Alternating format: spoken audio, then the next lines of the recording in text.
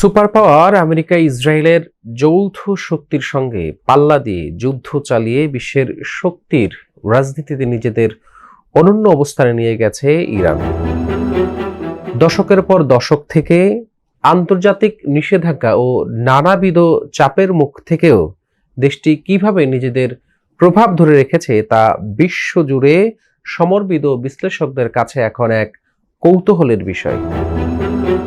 দীর্ঘদিন ধরে আকাশ সীমায় একচ্ছত্র আধিপত্য ধরে রাখা যুক্তরাষ্ট্র এখন ইরানি চ্যালেঞ্জের মুখে। সম্প্রতি অত্যাধুনিক মার্কিন যুদ্ধবিমান ভূপাতিত করে নিজেদের সক্ষমতার আরেক ধাপ সম্পর্কে জানান দিয়েছে ইরান। এর মধ্য দিয়ে যুদ্ধবিমান নিয়ে আমেরিকার দীর্ঘদিনের দম্ভ চুরমার করে দিয়েছে ইরান। প্রশ্ন উঠেছে, কোথায় লুকিয়ে আছে ইরানের এই শক্তির উৎস?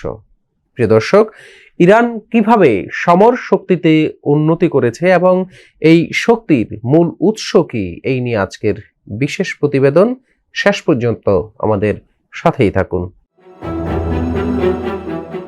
ইরানের সবচেয়ে বড় শক্তি তাদের অ্যাসাইমেট্রিক যুদ্ধ কৌশল। প্রচলিত যুদ্ধের নিয়মে না গিয়ে তারা বেছে নিয়েছে অপ্রচলিত পদ্ধতি, যেখানে যুক্তরাষ্ট্র নির্ভর করে উচ্চ প্রযুক্তি, ভারী অস্ত্র এবং কেন্দ্রীভূত শক্তির ওপর, সেখানে ইরান বেছে নিয়েছে ছোট ও লুকানো প্রযুক্তি। এই কৌশল প্রতিপক্ষকে বিভ্রান্ত করে এবং দ্রুত প্রতিক্রিয়া জানানোর সুযোগ দেয়। ইরানের প্রতিরক্ষা ব্যবস্থা বড় অংশই এখন ভূগর্ভস্থ অবকাঠামোতে স্থানান্তরিত। মিসাইল সিটি নামে পরিচিত এই গোপন স্থাপনাগুলো পাহাড়ের নিচে সুড়ঙ্গের ভেতরে গড়ে তোলা হয়েছে। এর ফলে শত্রুপক্ষের পক্ষ থেকে এগুলো শনাক্ত করা যেমন কঠিন, তেমনি ধ্বংস করাও প্রায় অসম্ভব। এই লুকানো শক্তি ইরানকে দীর্ঘমেয়াদী লড়াইয়ে টিকে থাকার সক্ষমতা তৈরি করে দিয়েছে। ইনফ্রারেড ভিত্তিক আকাশ প্রতিরক্ষা ব্যবস্থা ইরানের প্রযুক্তিগত উন্নয়নের বড় উদাহরণ। এই সিস্টেমে রাডারের উপর নির্ভর করে না, বরং তাপ শনাক্ত করে লক্ষ্যবস্তু নির্ধারণ করে। ফলে স্টিলথ প্রযুক্তি বিমানও এর কাছে নিরাপদ নয়। যুদ্ধ বিমান যত আধুনিকই হোক, তার তাপ নিঃসরণ হয়ে উঠেছে তার দুর্বলতা, যা নিখুঁতভাবে কাজে লাগাচ্ছে ইরান। ইরান ব্যাপকভাবে বিনিয়োগ করেছে মোবাইল মিসাইল লঞ্চারে। শুট অ্যান্ড স্কোট কৌশল ব্যবহার করে এই লঞ্চারগুলো আঘাত হানার পর দ্রুত স্থান পরিবর্তন করে। ফলে শত্রু বাহিনী প্রতিশোধ নেওয়ার আগেই লক্ষ্যবস্তু অদৃশ্য হয়ে যায়। এই গতিশীলতা ইরানের প্রতিরক্ষা ব্যবস্থাকে আরো জটিল করে তুলেছে। এছাড়া আন্তর্জাতিক সহযোগিতাও ইরানের শক্তি বৃদ্ধিতে ভূমিকা রাখছে।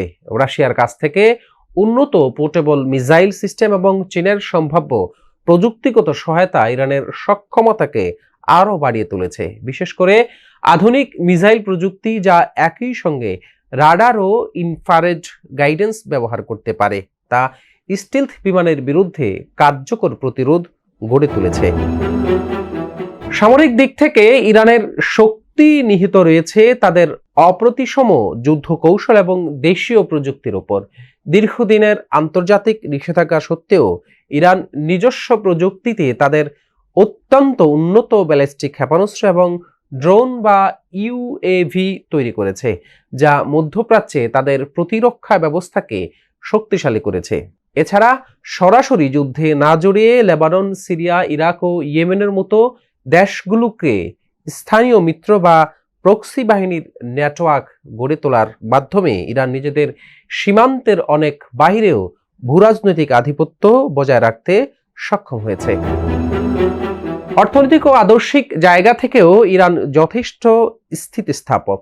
বিশাল খনিজ তেল ও প্রাকৃতিক গ্যাসের মজুদ তাদের অর্থনীতির মেরুদণ্ড হিসাবে কাজ করে। একই সঙ্গে 1979 সালে বিপ্লব পরবর্তী জাতীয়তাবাদ এবং ধর্মীয় রাজনৈতিক আদর্শ দেশটির জনগণকে আন্তর্জাতিক চাপের মুখে ঐক্যবদ্ধ রাখতে সাহায্য করেছে। মূলত অভ্যন্তরীণ স্বনির্ভরতা, আঞ্চলিক মিত্রশক্তি এবং সুদূর প্রসারী প্রতিরক্ষা কৌশলের সমন্বয়ই ইরানকে মধ্যপ্রাচ্যের একটি অপ্রতিরোধ্য শক্তিতে পরিণত করেছে।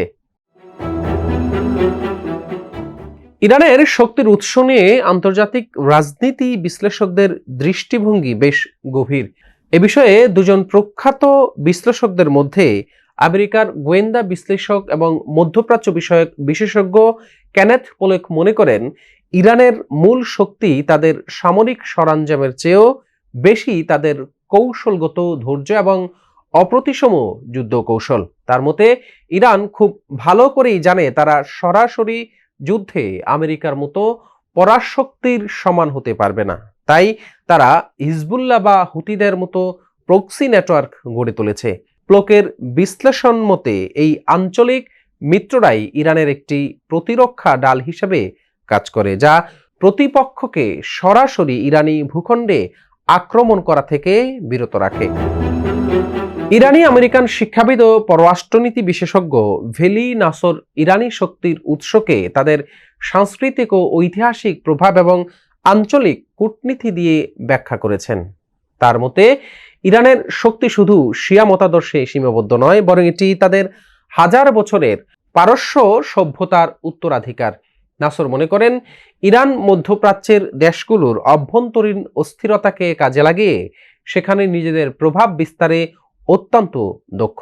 তার বিশ্লেষণ অনুযায়ী ইরাক, সিরিয়া এবং আফগানিস্তান রাজনৈতিক শূন্যতা সৃষ্টি হলে ইরান সেখানে নিজেদের অবস্থান শক্ত করার যে সক্ষমতা দেখিয়েছে, সেটি তাদের বর্তমান ভূরাজনৈতিক শক্তির প্রধান স্তম্ভ। এই দুই বিশ্লেষকের বক্তব্য থেকে স্পষ্ট যে ইরানের শক্তি কেবল অস্ত্রে নয়, বরং তাদের দীর্ঘমেয়াদী পরিকল্পনা এবং আঞ্চলিক মিত্রশক্তির সক্ষমতার উপর দাঁড়িয়ে আছে। সাম্প্রতিক ঘটনাগুলো প্রমাণ করেছে, আধুনিক যুদ্ধ শুধু প্রযুক্তির লড়াই নয়, বরং কৌশল, অভিযোজন, ক্ষমতা এবং ধৈর্যেরও লড়াই। ইরান সেই লড়াইয়ে নিজেদের জায়গা শক্ত করে নিয়েছে। ফলে বিশ্ব রাজনীতিতে এখন আর একক আধিপত্যের নিশ্চয়তা নেই, বরং নতুন ভারসাম্যের ইঙ্গিত মিলেছে, যেখানে ছোট শক্তিও বড় শক্তিকে চ্যালেঞ্জ জানাতে সক্ষম। প্রিয় দর্শক, যুক্তরাষ্ট্র ও ইসরায়েলের সঙ্গে ইরানের যুদ্ধ কৌশল নিয়ে আপনার মতামত জানাতে পারেন আমাদের কমেন্ট বক্সে।